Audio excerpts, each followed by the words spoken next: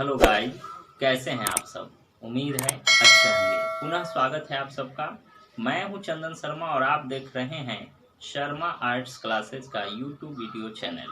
हमेशा की तरह आज भी हम लाए हैं आपके लिए ज्ञानवर्धक और मनोरंजक वीडियोज।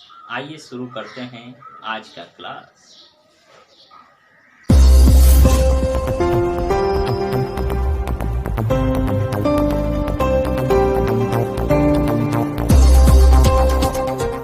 हाँ तो छात्रों, आज सोमवार का दिन है और आज आप लोगों को हिस्ट्री पढ़ना है। हिस्ट्री में पहला चैप्टर जो हम लोग पढ़ रहे थे हड़प्पा सभ्यता के बारे में, ईंट मनके और अस्थियाँ, वो समाप्त हो गया। उसमें 2-3 लेक्चर हुए थे, उसमें आपको हमने पूरा कंप्लीट कर दिया है। वो वीडियो अगर आप में से कोई बच्चे नहीं देखे हैं तो प्लेलिस्ट में शर्मा आर्ट्स क्लासेस के यूट्यूब चैनल के प्लेलिस्ट हिस्ट्री 12th नाम है उसका प्लेलिस्ट का, उसमें जाएंगे और बाकी जो पहले वाले हिस्ट्री के एपिसोड हैं, जो लेक्चर है, वहाँ रखा हुआ है वीडियो के तौर पर, आप उसे देख सकते हैं। आज हम लोग दूसरा चैप्टर पढ़ रहे हैं। दूसरा चैप्टर के बारे में आइए शुरू करते हैं। इस चैप्टर का नाम है राजा, किसान और नगर। इसमें जो टाइमिंग है, डेडलाइन है ना, 600 ईस्वी पूर्व से लेके 600 ईस्वी तक के बारे में पढ़ना है। ठीक है, इसमें हम राजा के बारे में, किसान के बारे में और कुछ नए नगरों के बारे में चर्चा करेंगे। राजा के बारे में, प्रथम राजा के बारे में जानेंगे, क्योंकि सिंधु घाटी सभ्यता के समय जो हमारी जो इतिहास है उसमें विभिन्न प्रकार की वस्तुएं तो मिलती है। एक सुव्यवस्थित समाज की जो कल्पना है वो साकार होती है और भी बहुत सारी चीज़ें हमें प्राप्त होती है, लेकिन उस समय उस पूरे समाज को चलाने के लिए एक सार्वभौमिक कोई सत्ता होती होगी या राजा, इसका हमें प्रबल और एक पुष्ट खबर प्राप्त नहीं होती है। हाँ, एक जगह से कुछ मूर्तियाँ मिली हुई है जिससे राजा पुरोहित की संज्ञा दी हुई है, लेकिन कौन राजा था, उसका नाम क्या था, वो कब राजा बना, उनका काज क्या था, कहाँ तक उनका साम्राज्य फैला हुआ था, ये सारी चीज़ों के बारे में हमें जानकारी नहीं मिलती है, क्योंकि उस समय का लिखित कोई स्रोत है ही नहीं, और जो लिखित स्रोत है उसको आज तक किसी विद्वान ने पढ़ने में सफलता प्राप्त ही नहीं कर पाई है। इसलिए वो चीज़ जो है राजा से संबंधित, उसके बारे में हमें विशेष जानकारी नहीं मिलती है। चलिए, इस चैप्टर में हम राजा के बारे में जानेंगे, जो भारत का प्रथम सम्राट राजा अशोक चंद्रगुप्त मौर्य माना जाता है, उसके बारे में जानेंगे। उसका शासन कैसे बना, चाणक्य के बारे में भी जानेंगे, है ना। तो सबसे पहले ये जानें कि जो सिंधु घाटी की सभ्यता थी वो 2600 ईस्वी पूर्व से लेके 2600 ईस्वी पूर्व से 1900 ईस्वी पूर्व तक वो अस्तित्व में थी, लगभग 700 साल। लेकिन उसके बाद वह जो है समाप्त हो गई, और समाप्त होने के बाद, है ना, समाप्त होने के बाद फिर से नई सभ्यता कई 100 वर्षों बाद फिर से नई सभ्यता अस्तित्व में आए। और ये जो सभ्यता नई आई, इसमें भी कुछ नए नए ऐसे चीज़ आए जो सिंधु घाटी सभ्यता में नहीं थे, जैसे मसलन की सम्राट की अभिलेख की, भाषा की, लेखन प्रणाली की, ये सब चीज़ों का विकास बाद के समय हुआ। और सिंधु घाटी सभ्यता जो है कि नदी घाटी की सभ्यता मानी जाती है, जो कि नदी के किनारे स्थित है। लेकिन बाद के कालों में जो सभ्यता का विकास हुआ, नदी के किनारे से बाहर समतल क्षेत्रों में और दूर दराज क्षेत्रों में भी विकास हुआ। इसी काल में सिंधु घाटी सभ्यता के बाद में ऋग वैदिक काल की शुरुआत हुई, क्योंकि ऋग्वेद जो भारत का प्राचीन ग्रंथ है, इस पूरी दुनिया का, भारत ही नहीं पूरी दुनिया का जो प्राचीन ग्रंथ है वो वेद है। और उस वेद में प्रथम जो वेद है ऋग्वेद है, जिसकी रचना, है ना, कितने साल पहले हुई, 1500 ईस्वी पूर्व से 1000 ईस्वी पूर्व, यानी 1500 ईस्वी पूर्व से लेके 1000 ईस्वी पूर्व के बीच ऋग्वेद की रचना मानी जाती है। और इस काल को हम ऋग्वैदिक काल के नाम से भी जानते हैं। और उसके बाद के कालों में बाकी वेद की रचना हुई, जिसे हम उत्तर ऋग्वैदिक काल के नाम से जानते हैं। और वो 3 शेष जो वेद थे, यजुर्वेद, सामवेद, अथर्ववेद, वो इस काल में हुए। तो आइए इसके बारे में हम जानते हैं। इस काल में और भी बहुत बड़ा परिवर्तन देखने को मिला। पत्थर देखने को मिला, पत्थर की एक बनावट देखने को मिली, जो मृतकों को दफनाया जाता था हड़प्पा कालीन सभ्यता के तहत। उस सभ्यता में बहुत बड़ा अंतर देखने को मिला, उसके साथ हथियार रखे गए, है ना। दाह संस्कार के आदि जो व्यवस्थाएं थी उसमें परिवर्तन देखने को मिलता है ना। कृषि पशुपालन में परिवर्तन हुआ, एक शासन व्यवस्था का विकास हुआ, और भी बहुत सारी चीज़ों को परिवर्तन हमें देखने को मिलता है। इसमें हम उन ग्रंथों, सिक्कों, चित्रों के बारे में भी जानेंगे जो हमें इस चैप्टर में पढ़ना है। आइए शुरू करते हैं। ये तो परिचय आपका हो गया। प्रिंसेप नाम के एक जेम्स प्रिंसेप इनका पूरा नाम था। ये बहुत बड़े विद्वान थे।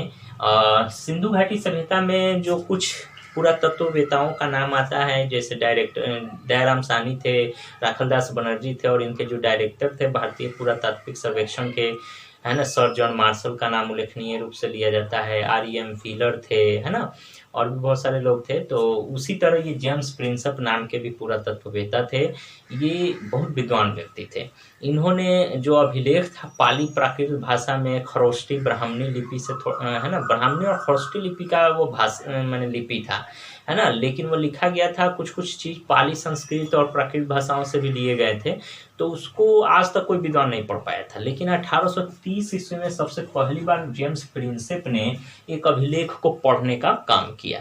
जैसे हम लोग जो लिखते हैं उस अभिलेख में जो जेम्स प्रिंसेप ने जो पढ़ा था उसमें की, इंग्लिश का की जो है वो ऐसे नहीं, की ऐसे लिखा हुआ है, वो भी उल्टा भरे, है ना, कि इसी को इस तरह लिखा गया। तो ये सबको कोडिंग कर करके जो है एक अक्षर का अर्थ अलग अलग करके विभक्त करके तब उसको सिस्टमेटिक पढ़ा जाता है। ये बहुत ही जटिल प्रोसेस होता है, और इससे जो है कि पढ़ने के लिए बहुत सावधानी की जरूरत होती है, विद्वता की जरूरत होती है ना।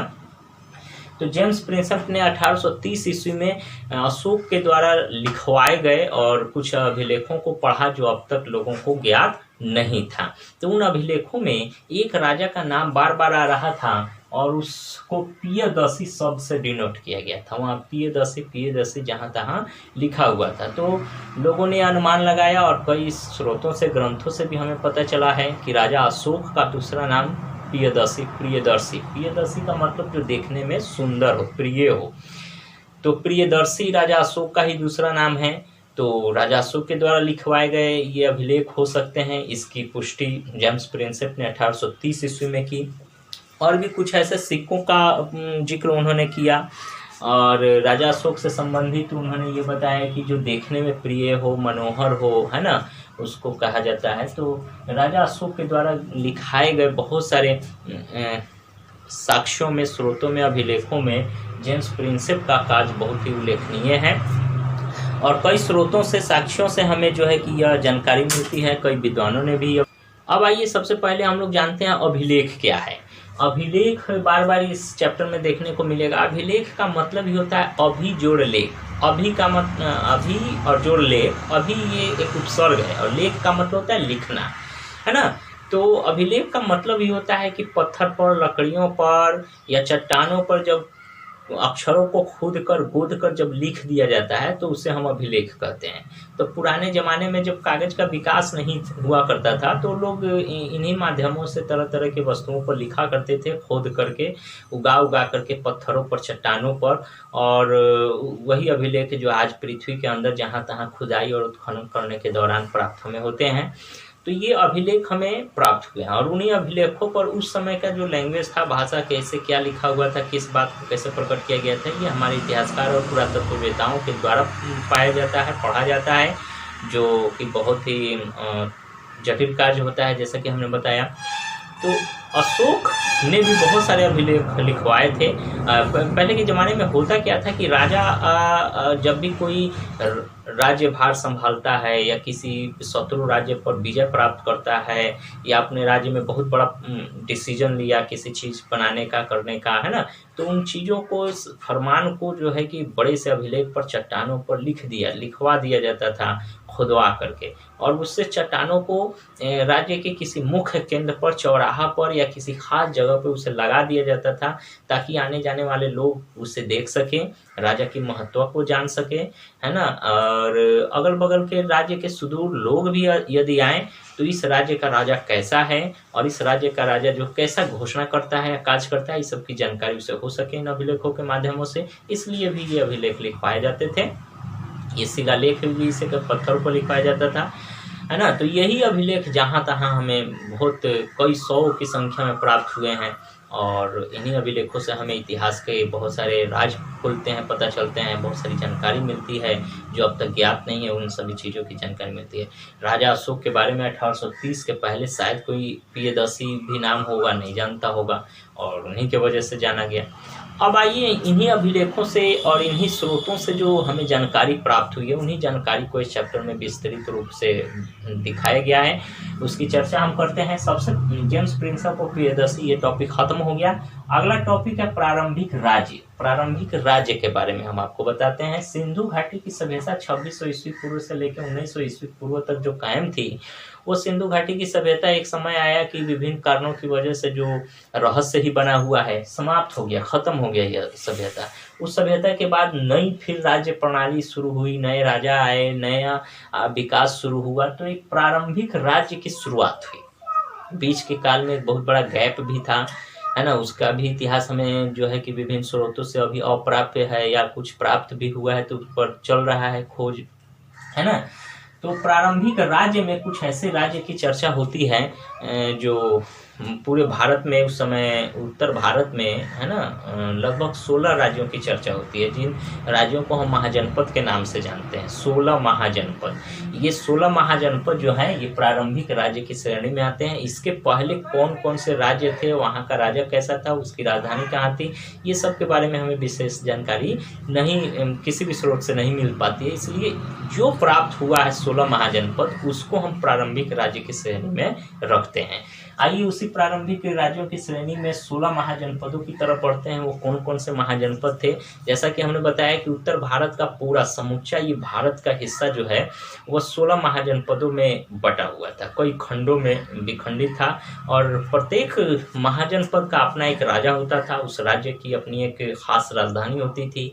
राजधानी को चारों तरफ से चार दीवारी से घेरवाया जाता था। राजा उसका प्रधान होता था, वो अपना शासन करता था, है ना। और विभिन्न प्रकार के शासन संचालन करने के लिए मंत्रियों का समूह होता था, जिसे गण कहा जाता था, और उसके दिशा निर्देश और उसके सलाह सुझाव के हिसाब से राजा शासन करता था।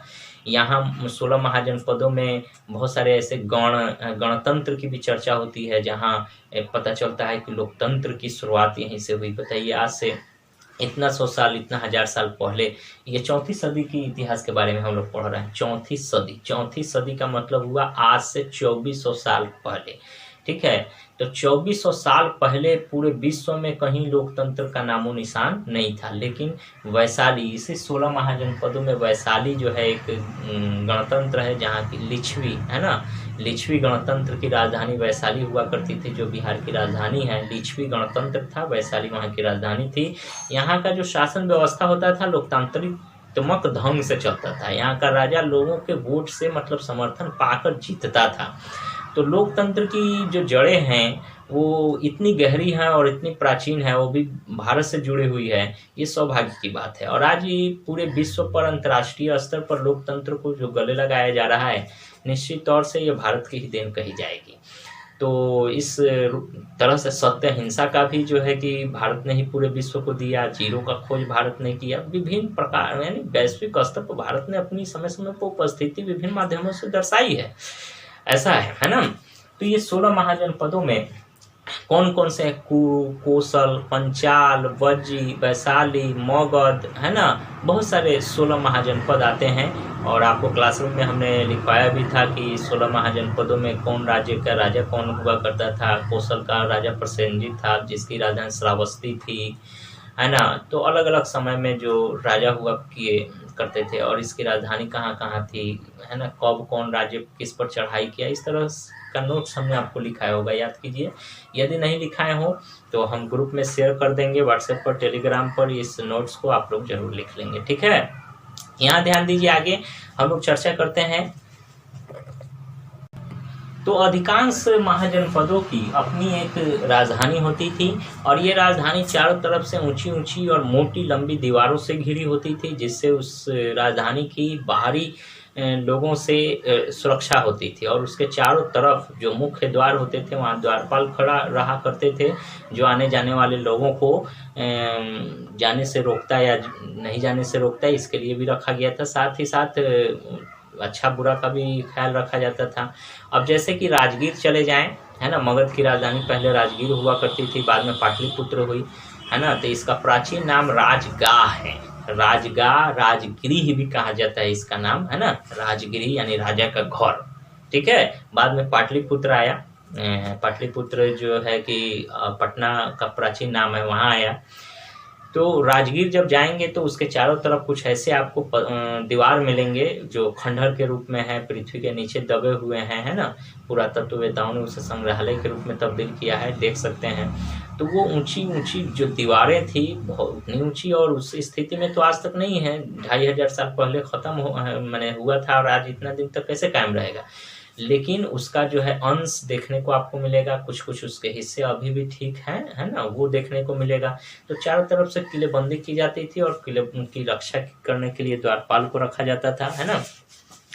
तो इस तरह ये 16 महाजनपद था। इन 16 महाजनपदों में है ना, सबसे ज़्यादा महत्वपूर्ण मगध है। 16 महाजनपदों में सबसे महत्वपूर्ण और प्रथम जो महाजनपद है वो मगध है।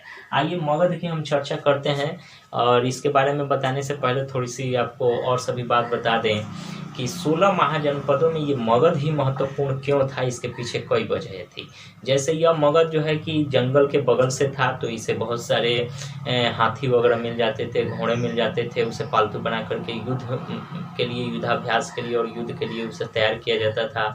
साथ ही साथ ये मगध का जो साम्राज्य है, इसके इर्द गिर्द जो है लोहा और खनिज ऐसे मिलते थे, जिससे उन वस्तुओं का उद्योगों में इस्तेमाल किया जाता था। हाँ जी, उद्योग में लोहा उस समय उपयोग किया जाता था। जैसे राजा अशोक स्तंभ जानते हैं ना, अशोक स्तंभ जो भारत का प्रतीक चिन्ह बनाया गया है अशोक स्तंभ से, तो वो अशोक स्तंभ लोहा का, ढलुआ लोहा का बना हुआ है। आज से 2500 साल पहले उस लोहा को ढाल करके बना दिया गया, जो आज तक उसी तरह है। और वो कुतुब मीनार परिसर दिल्ली में भी आपको देखने को मिलेगा। मेहरौली का लोहा स्तंभ देखने को, और भी कहीं कहीं ये स्तंभ स्थापित किए गए हैं जहाँ जहाँ उसने विजय अपना घोष किया। तो अशोक तो उतना दिन पहले लोहा का उन्हें ज्ञान था, तभी तो ऐसे लोहे बनाए जो 2500 साल बाद भी आज उसी तरह अजर अमर खड़ा है। तो लोहा का उन्हें बहुत ज्ञान था, तो ये संसाधन उसे आर्थिक विकास में सहयोग करती थी। नदी थी इस क्षेत्र में, जो सिंचाई होता था विभिन्न प्रकार के कृषि उपजों के लिए, जिससे किसानों की इनकम बढ़ती थी। और किसान जब अधिक से अधिक उपज करते थे तो उससे राजा को भी इनकम प्राप्त होता था, राजस्व की प्राप्ति होती थी। संसाधन मिला, कृषि उन्नत था, युद्धाभ्यास अच्छा था, है ना। बहुत सारे चीज़ों की वजह से अन्य राज्यों से मगध अपने आप को अलग पाता था, जिसके वजह से ये मगध बहुत ही शक्तिशाली और महत्वपूर्ण राज्य माना गया। और ये अगल बगल के बहुत सारे राज्यों पर आक्रमण करके उसे जीत कर अपने साम्राज्य में मिला लिया भी था। इसलिए सबसे शक्तिशाली और सबसे प्रथम 16 महाजनपदों में जो एक अग्रणी नाम आता है वो मगध आता है। और यही मगध का जो राजा था चंद्रगुप्त मौर्य था। बाद में जो है अजातशत्रु बने, बिंबिसार बने, और भी बहुत सारे लोग बनते गए, राजा अशोक बना, है ना। तो ये चीज़ें हैं। अब चंद्रगुप्त मौर्य कैसे राजा बना, इसके बारे में हम आपको बता दें कि राजा चंद्रगुप्त मौर्य जो है कि वह बहुत ही साधारण परिवार से था, लेकिन बहुत ही तीक्ष्ण और कुशाग्र बुद्धि का होने की वजह से एक बार वो किसी खेल में रत्न था, खेल रहा था, तो चंद्रगुप्त मौर्य के जो गुरु थे चाणक्य, जिनका नाम है कौटिल्य भी कहा जाता है, विष्णुगुप्त के नाम से भी हम उन्हें जानते हैं, तो उनकी नज़र इस खेलते हुए बालक पर पड़ी और उन्होंने उस चंद्रगुप्त मौर्य को बुलाया। उसके बाद में उनके घर वालों से बात की, उसे अपने यहाँ अपने आश्रम में लाया, उसे पढ़ाया लिखाया, काबिल बनाया, और इतना काबिल बनाया कि उन्होंने जो है भारत की गति को संभालने का काम किया और भारत की जो इतिहास में बहुत बड़ा अपना नाम रोशन किया। तो हुआ कैसे था, क्या था कि एक बार की बात है, चंद्रगुप्त मौर्य का जब शासन हुआ राज्याभिषेक, उसके पहले जो शासन था नंद वंश का शासन था भारत पर। और नंद वंश के जो राजा थे, राजा घनानंद, वो बहुत ही क्रूर, अत्याचारी और विलासिता जीवन जीने वाला जो है कि राजा था घनानंद। तो एक बार की बात है, राजा घनानंद ने अपने राज्य में एक बड़े भोज का आयोजन किया, और उस भोज में हर बड़े बड़े विद्वानों को, महान व्यक्तियों को, पंडितों को, पुरोहितों को, ब्राह्मणों को और हर वो काबिल व्यक्ति को बुलाया जो उस राज्य के अगल बगल या उस राज्य में हुआ करते थे। ठीक है, भोज के लिए बुलाया गया। उस भोज में, उस आमंत्रण में हर ब्राह्मण पहुंचे हुए थे, और उसमें चंद्रगुप्त मौर्य के जो गुरु थे चाणक्य, वो भी पहुंचे हुए थे। तो सारे लोग खा रहे थे, खाना खा रहे थे, है ना, भोजन कर रहे थे अपना, और घनानंद मेजबानी करते हुए टहल रहा था अगल बगल। तो अचानक देखते देखते उनकी नज़र पड़ी चाणक्य पर, और नज़र यूं पड़ी कि नज़र ठिठक गई, और उसे देख करके उनके मन में विभिन्न प्रकार के प्रश्न उठने लगे। उसने अपने मंत्री से पूछा, ये व्यक्ति कौन है, उनके तरफ इशारा करते हुए। तो मंत्री ने बताया कि महाराज, ये तो तक्षशिला विश्वविद्यालय के प्राध्यापक है, जो राजनीतिक विज्ञान के बहुत बड़े विद्वान हैं, है ना, इनका नाम चाणक्य है, और ये ब्राह्मण है। ठीक है, तो घनानंद को विश्वास नहीं होगा। घनानंद कहा, नहीं, लगता है बहुरूपिया है, क्योंकि चाणक्य जो थे थोड़े सांवले थे, काले थे, और उसकी मान्यता, घनानंद की मान्यता थी कि ब्राह्मण कभी काला नहीं होता है, ब्राह्मण ईश्वर का पुत्र होता है, और वो सदैव गोरा और हृष्ट पृष्ठ और एकदम माने सफ़ेद होता है, मतलब गोरा होता है। उसकी ऐसी मान्यता थी, ऐसी कोई बात नहीं है, लेकिन मान्यता थी उसकी, वो ऐसे ही सोचता था, तो उसमें तो किसी की कमी नहीं है। चाणक्य की कोई संलिप्तता थी, है ना। तो उसने उसे भरी समाज में, भरी भीड़ में बेइज्जत करने का काम किया। घनानंद ने उसे बुलाया और कहा कि तुम ब्राह्मण नहीं हो सकते, तुम मूर्ख हो, ये हो, वो हो। तो उन्हें बहुत अपमानित किया, तिरस्कृत किया। चाणक्य का भी स्वाभिमान जाग उठा, उसने भी घनानंद को खरी खोटी सुनाई, और उसने उसी भरी सभा में प्रण किया अपनी चोटी को खोल करके, और उस पर हाथ रखा और कसम खाई कि ठीक है राजा घनानंद, तुम एक विद्वान को, तुम एक शिक्षक को, और तुमने एक प्राध्यापक का जो है तिरस्कार किया है, उसका जो है हम बदला तुम्हें जरूर भुगतना पड़ेगा तुम्हें, है ना, उसका बदला हम लेकर रहेंगे। इसके लिए राजा घनानंद का कोई उसे मैंने टेंशन नहीं हुआ कि ठीक है जाओ, तुमको जो करना है। चाणक्य वहाँ से निकल गया, और निकलने के बाद वो अपना जुट गए इस कार्य के कि जब ऐसा राज्य का शासक हो, ऐसा प्रशासक हो, तो उस राज्य का क्या होगा। राज्य तो कभी भी किसी के गुलाम बन सकता है, कहीं कोई इसे कर सकता है ना।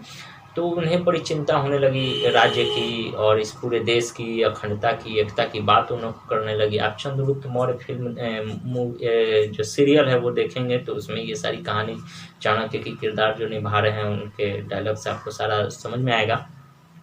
तो चाणक्य ने अपना क्या किया, तैयार करने लगे कि हमको इस राजा घनानंद का खात्मा करना है। उसके लिए उन्हें अच्छे मौके की तलाश थी। उन्होंने चंद्रगुप्त मौर्य को अच्छी शिक्षा दी, घुड़सवारी सिखाई, उन्हें युद्ध कौशल के गुर सिखाए, राजा बनने की तमाम योग्यताएं उसमें भरी, और उसे राजा घनानंद के लिए खड़ा करके एक युद्ध का बिगुल बजा दिया। और चाणक्य तो राजा घनानंद की हर कमियों से वाकिफ था, और जब राजा चंद्रगुप्त मौर्य के जब पास चाणक्य जैसे महामंत्री का साथ हो, तो फिर कौन सा युद्ध उनके लिए भारी होगा, है ना। तो राजा घनानंद की सेनाएं हार गई। राजा घनानंद को हाथ धोना पड़ा अपनी गद्दी से, उन्हें पद से हटना पड़ा, और उसी समय इतिहास में बहुत बड़ा बदलाव देखने को मिला। नंद वंश का खात्मा हुआ, मौर्य वंश की स्थापना हुई। चंद्रगुप्त मौर्य नाम के छोटे से सामान्य से बालक को भारत का सिंहासन नसीब हुआ, है ना। चाणक्य उनके महामंत्री, वित्त मंत्री बनाए गए, है ना। उनके मार्गदर्शक, पुरोहित या हर चीज पावर उनके हाथ में होता था। कोई भी कार्य चंद्रगुप्त मौर्य चाणक्य से पूछ कर ही किया करते थे, बगैर पूछे कोई कार्य नहीं करते थे। तो चाणक्य ने ये अपनी भूमिका इसमें निभाई थी, और उन्होंने ये अर्थशास्त्र नामक पुस्तक लिखी थी कि राजा कैसे अच्छा राजा बन सकता है, शासन कैसे होना चाहिए, एक राज्य को अच्छे रूप से चलाने के लिए क्या क्या चीज़ें की आवश्यकता है। तो इन सारी चीज़ों को उन्होंने अर्थशास्त्र नामक किताब में लिखी थी, है ना। तो ये तो कहानी थी मगध की। जब चंद्रगुप्त मौर्य जब राजा बना तो वो अपनी शक्ति को बढ़ाने लगा, क्योंकि यहाँ कृषि की उच्च पैदावार होती थी, खेती गृहस्थी उन्नत अवस्था में थे, उद्योग धंधे कल कारखाने अपने अच्छे स्वरूप में थे। यहाँ लोग राजा को राजस्व अधिक प्राप्त होता था, और खेती गृहस्थी जो है कि विस्तृत फॉर्म में थी, इसलिए क्योंकि बहुत सारे नदियाँ इस रास्ते से होकर इस क्षेत्र से बहती थी, और भी बहुत सारे ऐसी चीज़ें थी। व्यापार व्यवसाय भी उस समय इस रास्ते से होता था, जिससे उन्हें ताकि काफ़ी लगान मिल जाता था, पैसा मिल जाता था। तो ये सारी चीज़ें कहीं न कहीं राज्य की कोष को बढ़ाता था, और राज्य के कोष, जब राज्य का खजाना बढ़ेगा तो उसकी शक्ति में विस्तार होगा। और उसने अपने साम्राज्य का विस्तार किया, अगल बगल के बहुत सारे शत्रु राज्यों को, पड़ोसी राज्यों को जीत कर मगध में मिला लिया गया, और इस तरह मगध जो बना पूरे भारत का सबसे सिरमौर, सबसे प्रथम महाजनपद। तो उसी प्रथम महाजनपद मगध की कहानी थी। आगे इसमें और भी है। तो मगध की राजधानी पहले राजगिरी हुआ करती थी, बाद में इसे पाटलिपुत्र लाया गया। और चंद्रगुप्त मौर्य ने कौन कौन से कार्य किए, उनके कार्यों को, ये सारी तमाम चीज़ें हमें विभिन्न ग्रंथों से पता चलती है, और उनके द्वारा लिखित अभिलेखों से पता चलती है। और ये अभिलेखों को ही पुरातत्वविद और इतिहासकारों ने जो है पढ़ करके हम तक पहुंचाने का कार्य किया है। और इस राजा के बारे में, उस समय किसानों की क्या हाल थी, नगर, इस सब के बारे में हम लोग जानेंगे आगे। फिर इसी मगध का जो है चंद्रगुप्त मौर्य राजा हुए, बिंबिसार, अजातशत्रु, उदयन, बहुत सारे राजा होते गए जो अपने अपने कार्यों के लिए जाने माने जाते हैं। ये महत्वाकांक्षी भी थे, अपने साम्राज्य को आगे बढ़ाने का ही हरदम प्रयास किया। इस तरह मगध अपनी उत्कृष्टता को, अपनी उत्कृष्टता के लिए विख्यात है, इतिहास में दर्ज है। बाद के परवर्ती काल में भी बहुत सारे इतिहासकारों ने मगध के बारे में लिखा खुल करके, बहुत सारे ग्रंथों में, पौराणिक ग्रंथों में, वाङ्मय में, है ना, जैन बौद्ध साहित्य में भी इस मगध के बारे में, 16 महाजनपद के बारे में, चाणक्य के बारे में, ये सब चर्चा हुई है। क्योंकि 600 ईस्वी पूर्व वह काल है जिस समय महात्मा बुद्ध अपने पूरे विश्व में यहाँ से बौद्ध शिक्षा प्रचारित कर रहे थे। जैन धर्म के जो तीर्थंकर थे, है ना, 24वें तीर्थंकर महावीर स्वामी, है ना, वो भी इसी समय काल अवधि में समकालीन थे, और उन्होंने भी विश्व में अपने जैन साहित्य के लिए, जैन उपदेशों के लिए भारत का नाम रोशन किया। और ये जो बड़े विचारक थे, महान विद्वान थे, और जो है कि भिक्षुक थे गौतम बुद्ध, उनकी भी कहानी अपनी एक अलग कहानी है। इसको अगले क्लास में हम लोग कवर करेंगे। अब यहाँ जानते हैं कि चंद्रगुप्त मौर्य का शासनकाल कब अस्तित्व में आया। 321 ईस्वी पूर्व। 321 ईस्वी पूर्व का मतलब हुआ चौथी सदी ईस्वी पूर्व। चौथी सदी ईस्वी पूर्व, मतलब ये 2000 ईस्वी सन शुरू होने से पहले, है ना, 2000 साल से भी 400 साल पहले, है ना, चौथी सदी थी। तो लगभग आज से 2400 साल पहले, इतना 100 साल पहले यह चंद्रगुप्त मौर्य राजा हुआ था। यही प्रथम भारत का महत्वपूर्ण शासक था। उसके पहले भी कुछ राजा हुए, है ना, उसकी भी चर्चा, लेकिन ये उल्लेखनीय राजा थे। इतिहास में अपने नाम को और अपने कार्य को इस कदर मैंने उल्लेखित किया है जिसकी चर्चा हर इतिहासकार जरूर करता है। ठीक है। उसी के समय चंद्रगुप्त मौर्य के ही शासनकाल में जब चाणक्य वहाँ के मंत्री थे, तो एक मेगास्थनीज नाम के, है ना, यूनान देश के राजदूत थे। यूनान देश का रहने वाला था मेगास्थनीज। आपको बार बार सवाल आएगा मेगास्थनीज कहाँ का रहने वाला था। यूनान देश का रहने वाला था, है ना। मेगास्थनीज नाम था, मेगास्थनीज यूनान देश का रहने वाला था। कौन? मेगास्थनीज, जो चाणक्य के शासन काल में भारत आया था। बहुत सारे उसने संधि किए। और मेगास्थनीज जब यहाँ से गए, भारतीय सभ्यता संस्कृति के बारे में जाना, चंद्रगुप्त मौर्य के शासनकाल के बारे में जाना, यहाँ की विधि व्यवस्था और तमाम चीज़ों के बारे में उन्होंने जब अपनी नज़रों से, अपनी समझ से जब इसको समझा, तो अपने देश यूनान में जाने के बाद उन्होंने एक किताब लिखी थी। उस किताब के नाम क्या नाम है? जो व्यक्ति जानते हैं कमेंट सेक्शन में जरूर लिखें। ठीक है। ऐसे हम बता देते हैं, मेगास्थनीज ने जिस किताब की रचना की थी उसका नाम था इंडिका। हाँ जी, इंडिका नाम से, है ना, इंडिका नाम की ये किताब थी जिसका लेखक मेगास्थनीज थे, यूनान देश के रहने वाले थे। चाणक्य के से उन्होंने संधि की थी। चंद्रगुप्त मौर्य के शासनकाल में भारत आया हुआ था। तो इसके बारे में हमने बताया। अशोक, उसके बाद में चंद्रगुप्त मौर्य का फिर बेटा हुए, है ना, लड़का हुआ अजातशत्रु। अजातशत्रु का कौन, अशोक, है ना। और अशोक वो पहला सम्राट था जिन्होंने अपने अधिकारियों और प्रजा के लिए बहुत सारे संदेशों को क्या किया, पत्थरों पर लिखवा कर, खुदवा करके अभिलेख का निर्माण कराया राजा अशोक ने। और राजा अशोक इतने बड़े शासक थे, कलिंग विजय उन्होंने की थी और बौद्ध धर्म उन्होंने स्वीकार कर लिया था। इसकी भी कहानी हम अगले टॉपिक में पढ़ेंगे अशोक के बारे में। अभी शॉर्टकट में इतना बता देते हैं कि राजा अशोक इतना माने बड़ा राजा था, महान और राजा था कि इसने अपने साम्राज्य का बहुत विस्तार किया। जो पूर्वजों से इन्हें प्राप्त राज्य था उसका खाका भी इन्होंने बहुत आगे तक बढ़ाया। चंद्रगुप्त मौर्य के बाद इनका पोता है, चंद्रगुप्त मौर्य के पोता अशोक हुए।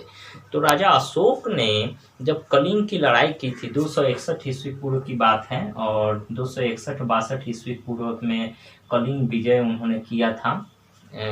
कभी कहीं 61 भी देता है, कहीं 62 भी देता है, दोनों हम लिख देते हैं। शायद 262 ईस्वी पूर्व शुरू हुआ होगा, 261 ईस्वी पूर्व खत्म, क्योंकि युद्ध उस समय बहुत कई महीनों तक चला करता था, है ना। तो 261 से 62 ईस्वी पूर्व के बीच यह लड़ाई हुई थी कलिंग। कलिंग जो कि आज उड़ीसा में पड़ता है, उसी कलिंग का आज का नाम, जो वर्तमान नाम है, वो उड़ीसा है। और वहाँ का राजा पद्मानंद था। तो उसके साथ राजा अशोक की लड़ाई हुई। राजा अशोक ने अपनी बड़ी सेना उसके सामने खड़ी कर दी। और राजा कलिंग का जो राजा था, है ना, महापद्मानंद, उसके साथ आई कि पद्मानंद ने भी अपनी पूरी बहादुरी और शिद्दत से लड़ाई लड़ी। लेकिन उस लड़ाई में राजा अशोक की सेना के सामने उसकी सेना टिक न सकी। इसलिए कलिंग के जो राजा थे महापद्मानंद, वो मारे गए युद्ध में, उसके सारे सैनिक मारे गए। और युद्ध जो है कि एकदम राजा अशोक जीत लिया था। लेकिन अभी भी गौर करने की बात है, लेकिन अभी भी राजा अशोक राजमहल में प्रवेश नहीं किया था। कलिंग का जो दरवाज़ा था, जो किला का मुख्य दरवाज़ा, वो खुला हुआ नहीं था। तो जब यह खुला नहीं था तो कैसे मानेंगे कि राजा अशोक जीत हासिल कर लिया। तो उसने अपने गुप्तचर भेजे कि देखो जरा क्या बात है, अब दरवाज़ा मुख्य खुलना चाहिए। हमने सेनापति को मार दिया, राजा को मार दिया, उसके सारे सैनिक मारे गए, अब तो हमारी विजय निश्चित हो गई। लेकिन इसके बाद भी अभी दरवाज़ा नहीं खुला हुआ है, क्या बात है, देखो जरा। तो गुप्तचर गए, वहाँ से खबर लेकर के आए कि अभी भी दरवाज़ा नहीं खुला हुआ है, अभी भी कुछ वीर लोग हैं जो हमसे युद्ध करेंगे। तो अचानक दरवाज़ा खुला और अंदर से कुछ वीर नहीं, वीरांगनाएं बाहर आई। और वीरांगनाएं मतलब वीर की स्त्रीलिंग, औरतें थी, महिलाएं थी, जो पूरी सैनिक का साजो सामान और पूरी युद्ध की तैयारी करके युद्ध रणभूमि में आई हुई थी बाहर। और उसमें जो नेतृत्व कर रही थी वही राजा महापद्मानंद की जो बेटी थी, रानी पद्मा, है ना, रानी पद्मा वही युद्ध की नेतृत्व करता थी। वो बाहर आई, युद्ध मैदान में आई और राजा अशोक को ललकारने लगी कि आप हमसे युद्ध कीजिए। राजा अशोक बोला कि हम कभी भी महिलाओं पर या स्त्रियों पर, है ना, हथियार नहीं सवार नहीं करते हैं, आप निहत्थे हैं और उसमें भी महिला हैं, आप लौट जाइए, हम युद्ध जीत चुके हैं और ये राज्य को हमें समर्पित कर दीजिए। रानी पद्मा ने गरजते हुए कहा कि नहीं, कदापि नहीं, जब इस राज्य का राजा नहीं रहा, कोई सैनिक नहीं रहे, तो इसकी जो रानियां हैं और इसकी जो महिलाएं हैं उसके साथ तुम बंदी का सलूक करोगे, हमारे साथ दुर्व्यवहार करोगे, जो कि हमें मंजूर नहीं है। हमें अपनी मातृभूमि के बचाने के लिए युद्ध करना बहुत आवश्यक है। हम पूरी प्रण करके आए हैं, प्रतिज्ञा करके आए हैं कि या तो तुम्हें हार का सामना करना पड़ेगा या लहू का एक एक कतरा जब तक हमारे शरीर में शेष रहेगा तब तक तुम्हें हमारा सामना करना पड़ेगा और हमसे युद्ध करो, है ना। रानी पद्मा बहुत ललकारी राजा अशोक को, हमसे युद्ध करो, युद्ध करने के बाद हमारी मौत और हमारी लाश के ऊपर से जाओ, तब यह किला तुम्हारा और राज्य समझो तुम्हारा, अन्यथा तुम अपनी हार अभी स्वीकार करो। अब उतने बड़े राजा, इतने धुरंधर और इतने संख्या में सैनिक उनके पास थे और रानी पद्मा की इस बातों से वो बेखौफ सुन रहे थे। लगता था कि अब वार हो जाएगा, फिर से लड़ाई होगी, लेकिन राजा अशोक भी जो है बहुत ही नीति न्याय की बात करते थे और बहुत योग्य व्यक्ति थे। उन्होंने अपना प्रण किया था। महानता इसलिए राजा अशोक को महान राजा माना जाता था, उन्होंने किसी नारी पर, किसी स्त्री पर हमला नहीं किया। उन्होंने हार स्वीकार किया लेकिन हमला नहीं किया। उनका यही सब घटनाओं से उनका हृदय द्रवित हो उठा। उन्होंने देखा कि बहुत सारे सैनिक मारे गए हैं, उनके खून से उसकी जो ज़मीन थी तर हो चुकी थी, पूरा लहू लहू था, खून खून ही था हर जगह। जिधर देखो मिट्टी अपने स्वरूप में, अपने रंग में कहीं नहीं दिखती थी, पूरा लाल एकदम खून से सना हुआ था रणभूमि। और सारे लोग मरे हुए थे, तड़प रहे थे, है ना। और यहाँ रानी पद्मा ललकार रही थी। अजीब स्थिति में फंस चुका था राजा अशोक। राजा अशोक को न हार मानते बन रहा था, न जीतते बन रहा था। वो बहुत सारे सवालों से घिर गया। वो अपने मन में विभिन्न प्रकार के विचार करने लगा। अचानक उसके मन में ख्याल आया कि आज मैं इतना कत्लेआम मचा रहा हूँ, इतने लोगों को मार रहा हूँ, इतने बर्बादी तबाही बरपा रहा हूँ। आने वाले समय में जब मेरा इतिहास लिखा जाएगा तो हो सकता है हमें एक क्रूर राजा के रूप में प्रस्तुत किया जाए और एक खूंखार अत्याचारी राजा के रूप में देखा जाए। मुझे ये सब नहीं करना और इसके लिए हमें ये इन सभी चीज़ों से दूर हटना होगा। उसी समय उन्होंने रानी पद्मा को उनके राज्य को लौटा दिया और कहा कि आप जाएं और हम अपनी हार स्वीकार करते हैं। हालांकि इतिहासकारों ने इस युद्ध को बेनतीजा बताया है। कुछ ने कहा है कि कलिंग अशोक ने विजय प्राप्त किया था, कुछ ने यह बताया कि नहीं, रानी पद्मा ने कलिंग की आन-बान को बचाया अंतिम मौके पर जाकर युद्ध मैदान में। तो दोनों तरह की बातें होती है, दोनों धड़ों की, लेकिन इसकी क्या सच्चाई है आपके सामने हमने प्रस्तुत किया। अब राजा अशोक जो है कि रानी पद्मा को लौटा दिया और उनके मन में विभिन्न प्रकार के जो विचार आने लगे, उन विचारों से निजात देने उसी समय युद्ध मैदान में बौद्ध भिक्षु को बुलाया गया और उन्होंने बौद्ध धर्म को ग्रहण कर लिया।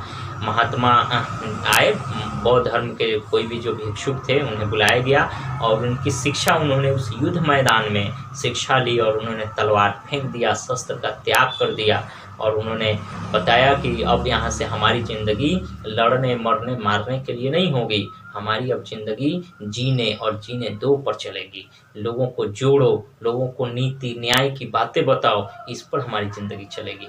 और वहीं से उन्होंने बौद्ध भिक्षु के शरण में गए, बौद्ध धर्म को अपनाया और पूरे शस्त्र का त्याग कर दिया। और जब अपने स्वदेश लौटे, अपने राज्य लौटे, तो उन्होंने वो सारे जो क्रूरता अत्याचार, चाहे उस तरह के जो तल्ख उनकी जो नीति थी या कुछ सिद्धांत थे, उसमें बहुत नरमियत आई। और उसके बाद में उन्होंने राजा अशोक ने बौद्ध धर्म के प्रचार प्रसार के लिए बड़े पैमाने पर कदम उठाए। बहुत सारी उनकी भूमिका उल्लेखित है इतिहास में। उनके जो पुत्र हैं, है ना, महेंद्र, उनकी पुत्री संघमित्रा जो मानी जाती है, उनकी पुत्री संघमित्रा और पुत्र महेंद्र, इनको अलग अलग देशों में भेजा गया बौद्ध धर्म के प्रचार प्रसार के लिए।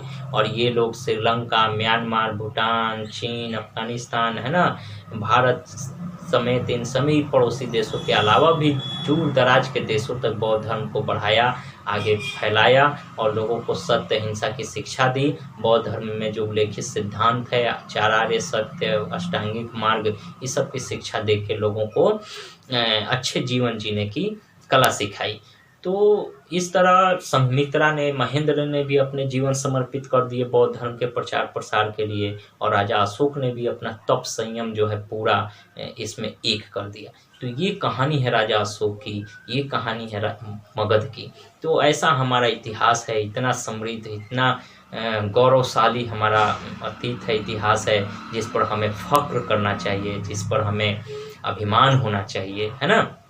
तो और ऐसे बहुत सारे मौके हैं, ऐसे बहुत सारे हमारे इतिहास के ऐसे पहलू हैं जिस पर हमें गर्व होता है और खुशी होती है कि हम उस वंशज के वैसे लोगों के वंशज हैं और उस देश की इस सत्य अहिंसा और वसुधा की इस धरती पर हमारा जन्म हुआ है जहाँ देवता भी जन्म लेने के लिए तरसते हैं।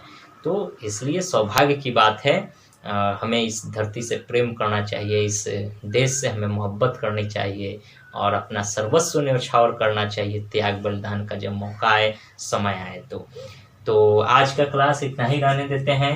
राजा, किसान और नगर के बारे में हमने जाना। परिचय, जेम्स प्रिंसप ने कैसे अभिलेख को पढ़ा, किन परिस्थितियों में, कौन कौन से महाजनपद थे, मगध के कीर्ति के बारे में, मौर्य चंद्रगुप्त मौर्य के, राजा अशोक के कीर्ति के बारे में, मगध के अस्तित्व के बारे में, और भी बहुत सारी चीज़ें जो हमसे हो पाई हमने इस चैप्टर में कवर करने का प्रयास किया। इसमें कुछ ऑब्जेक्टिव क्वेश्चन जो यहाँ वहाँ हमने दिए हैं, इसको वीडियो को पॉज करें और इसको ज़रूर लिख लें। उसके अलावा फ़ोटो तो हम व्हाट्सएप पर शेयर कर ही देते हैं। एक बात हम आपको बताना चाहेंगे, आज का क्लास कैसा लगा इसके लिए आप ज़रूर कमेंट करें कमेंट सेक्शन में, और हमें बताएं कि हमारी बताई हुई बातें से आप कितना लाभान्वित हुए हैं और ये चैप्टर का कॉन्सेप्ट आपको समझ में आया है कि नहीं। लाइक, शेयर, कमेंट जब आप करेंगे तो हमें बहुत अच्छा लगेगा। चैनल को भी सब्सक्राइब करें, जो लोग नहीं सब्सक्राइब किए हुए हैं उन्हें आग्रह करें ताकि उन्हें भी अच्छी अच्छी वीडियो इस तरह की मिलती रहे, और हम हमेशा आपके लिए ऐसे ही ज्ञानवर्धक और मनोरंजक वीडियो लाते रहेंगे। तब तक के लिए अपना ध्यान रखें। हम आपका शुक्रिया अदा करते हैं। बहुत बहुत धन्यवाद और जय हिंद छात्रों।